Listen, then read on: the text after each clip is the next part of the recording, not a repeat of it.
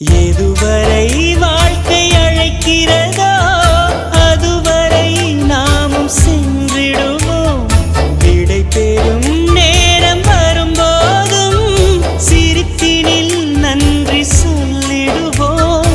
பரவசம், இந்த பரவசம் எந்நாளும் நெஞ்சில் தீராமல் எங்கே வாழுமே. கடவுள் தந்த அழகிய வாழ்வு